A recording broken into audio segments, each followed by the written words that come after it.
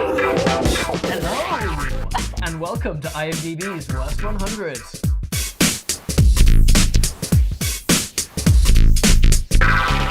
That was fucking creepy. Today we're looking at number 72, Simon Sez, from 1999.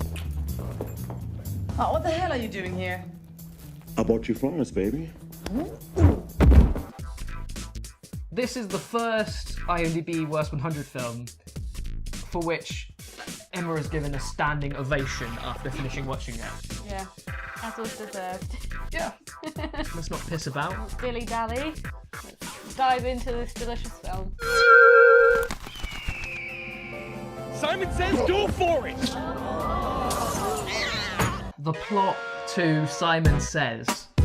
Right, okay, so it's a bit of a mess. So Dennis Rodman is a CIA agent who's working with Interpol and stationed in France. And he's got two people with him who are like, Well, they're dressed as monks. they're dressed as monks and they have a remote control fly. So, yeah, I think that pretty much explains what they are. Yeah. What the hell happened? He killed the fly. Freddy's dead? What kind of man kills another man's fly? We see him and he's doing all his like secret agent stuff in France, and then he bumps into a guy who's played by Dane Cook, and he sort of recognises Rodman. He's like, hey, I know you from CIA school. He basically gets Dennis Rodman to go with him, and it turns out that Dane Cook is trying to rescue a woman who's a hostage, but she doesn't realise it on behalf of her dad, but she thinks she's just having a really romantic date with a French guy. Are you having fun? Oh yeah, beaucoup de fun. Let's go for a swim. Okay. We do things my way. Give my man the briefcase. No. You don't get the ransom until I see Claire. Nick, what the hell's going on? It all fails the first time they try and get her to get a bat, but then Dennis Rodman says he'll help him because he's a really great guy like that. I will work on the plan. You will set up the second meeting. Capiche? No, thanks. I'm not hungry. The plot really makes no sense, so it's really hard to fit it together, but like, let's just say that there's this card thing, and if you get the card, it gives you some kind of ability to do some kind of super weapon. Not clear on the details of that, but there's a guy who wants it, and he's like a really, really... Evil man. Yeah. Don't turn your back on me.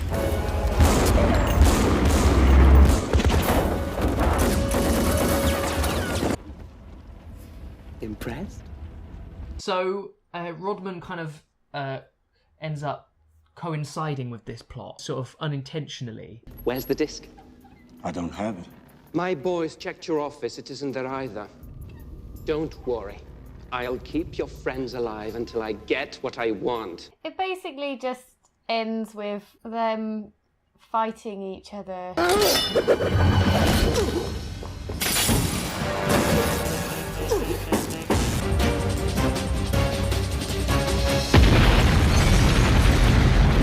Do you know what? That's pretty much it. Yeah, you don't need to know anymore.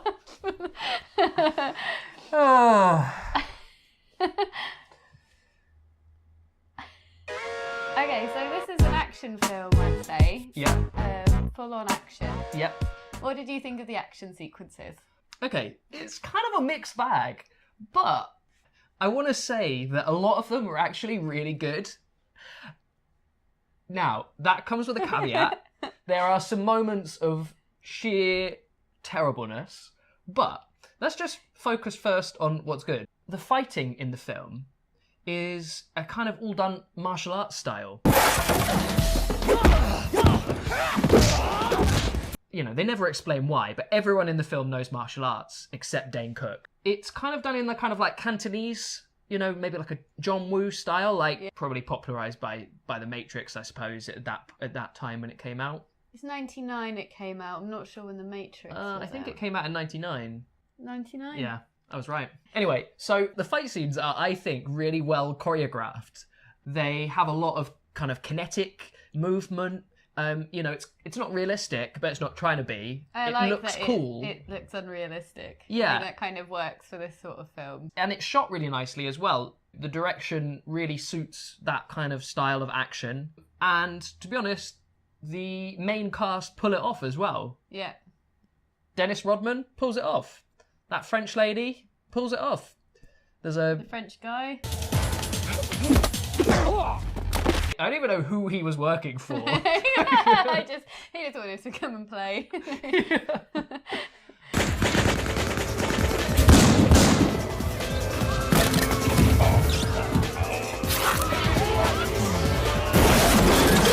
Some of the action set pieces, a little more ropey. It's not entirely clear what's happening in some sequences. Some of the stunt work, I'm thinking sort of motorbike jumps. That bit in the tunnel.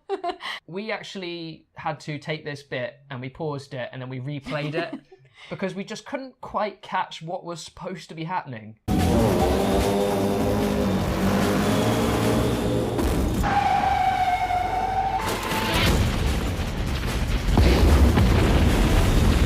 They were very cheap special effects, weren't they? Yeah, well, they're just dated. I'm not sure. Well, to be fair, The Matrix came out the same year, so yeah, I guess they're just shit special effects. But, you know, I think they just made it so blurry so that to cover up how bad it looked that you can't even tell what's happening. Is it unfair to judge the special effects considering the age of the film? I love the special effects. Some of them were just so bad, but I'm not even judging it as like it makes it bad. I just think it's the budget of the film. Also, yeah, partly the time it came out, but hey, like that's part of the fun. Yeah. I think I'm not judging it in a bad way at all. I'm judging it in a great way that it's got really bad special effects. Yeah. It adds to the film. Yeah. Especially it adds to your enjoyment of the film. There were just some fantastic ones. The bit where the car turned into the parachute.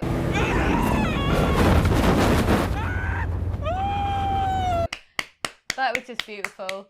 It's just quite funny because there's sort of bits of the film seem quite decent and then just boom. Simon, can you get like a ticket for this? Just before the parachute bit, the car's doing that crazy shit where it's like, the car's built in a way that it can go up on like the two side wheels and it's like going dodging around the cars and it's like, okay, this is ridiculous, but it looks okay. But then all of a sudden it just flies off the edge of a cliff and then it just looks so shit. So it's just like these moments you think, wow, they've made this look okay. Like this is well done. And then mwah. No, don't move. Don't shake the car. I'm afraid of heights. You just mentioned that it was doing that tilting thing. I mean, what? Why? Apart from the fact that it clearly defies gravity, I mean, why? Why would you expect that to come in handy? Can we just talk about Dane Cook?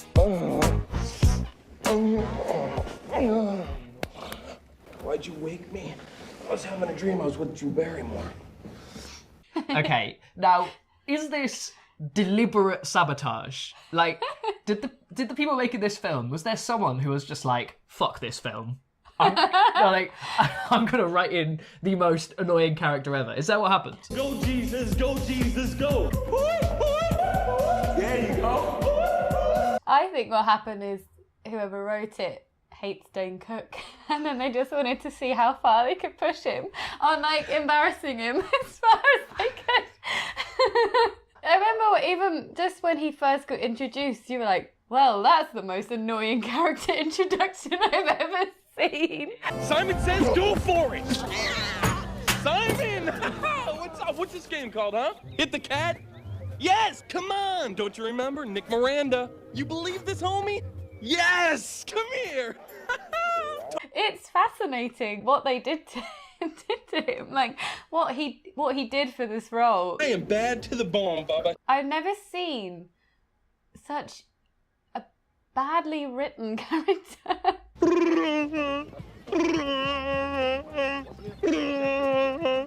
They made him as annoying as possible. It was so intriguing. Like, I just wondered what on earth they were going to do next to him. Jarringly unfunny. This is where my question comes back, sabotage. Like, because actually other elements of the film I think work really well in a really funny way, but his is so bad that I'm almost certain that he is 100% responsible for people hating this film. Or at least like 90%. Hey!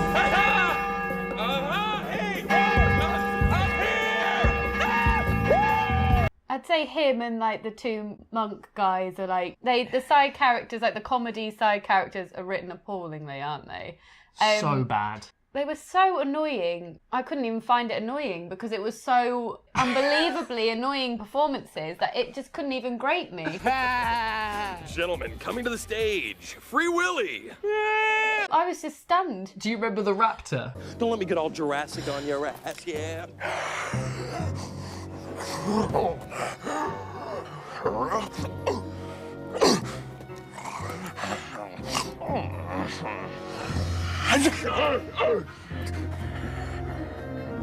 come on, come on.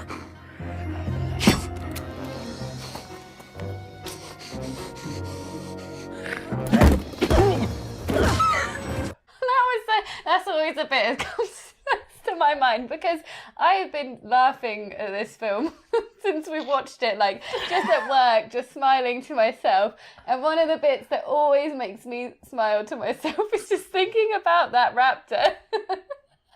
God, that went on for too long. Like, that shouldn't have happened, but that went on for, it felt like hours. It was probably only about a minute, but... I don't think that's the only, like, animal that he impersonates as well. I think he impersonates quite a few different animals throughout the course of the film. Yeah. I like your dog now. The raptor was the worst, though. I think I'd love it if that wasn't in the script and he was just like, got to do this raptor material, and he just did it, and they were like... You can almost see, like, the other actors in the film breaking character to just be like, what the fuck is this? Yeah. That's what I mean, though. I think the writer had an agenda. They wanted to ruin his career. But we've got to cover something else. We can't just talk about Dane Cook. I could do it for hours. What is your favourite bizarre moment? There are a lot of bizarre moments. There is one which stands out. This film has the weirdest and kind of possibly the best love scene I've ever seen in a film. Oh, shit.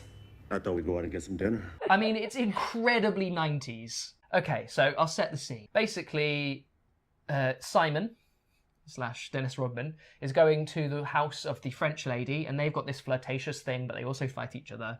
And he literally like shoves her boyfriend out the way. Walks in. They have a knife fight. And through the course of that knife fight, they cut each other's clothes off. That was a $2,000 gown. Looked better without it. And then they the fight somehow ends up with them on a bed. Yeah. And they're just in their underwear. Classic. And do you know what? At that point, that's already interesting enough, I would say. Like, you're like, okay, to be memorable. But no, the film is not content being, stopping it there. It's like, okay, let's take this weirdness and turn it up 500%. I want to work out.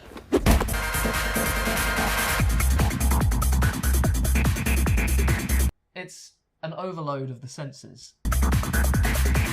It's just a beautiful film. So many lovely moments. What did you think of Dennis Rodman as a leading action man? Yeah, I think he was fine. His performance was pretty relaxed, I'd say. His personality was just chilled, if you know what I mean. I feel like he didn't... Yeah, but not... I wouldn't say he was just chilled in like a not giving a full performance way. Yeah, it's just his character. He seemed very comfortable on camera. Yeah. Considering he's a basketball player. Yeah. You've got to compare him to like Shaquille O'Neal or like, Michael Jordan or people like that who have been in films. And you think, if I didn't know who he was, you'd just be like, yeah, he's a cool action star. It's completely inoffensive, his performance. Yeah, I actually kind of liked it. It's almost like it felt like it was his thing. Yeah. Like how Nicolas Cage's thing is that he's just totally crazy. Dennis Rodman's thing is that he's just super chilled out. And he did so well considering everyone around him was acting like a fucking animal. Because we are cool. And we bad. And we can dance. What? See, we got you smiling. Then check this out.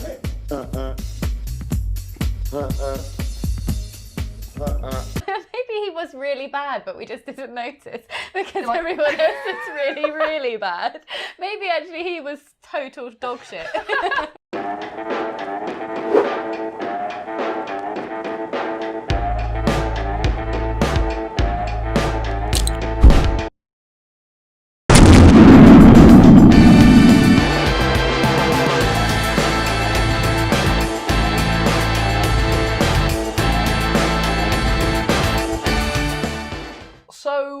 that was Simon Sez.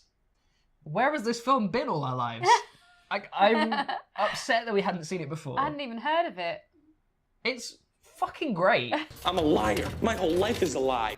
Thank you very much for watching. If you're new to the channel, make sure to go and check out some of our other videos and, you know, if you like us, subscribe. Thanks for watching. See you next time. Bye. Bye.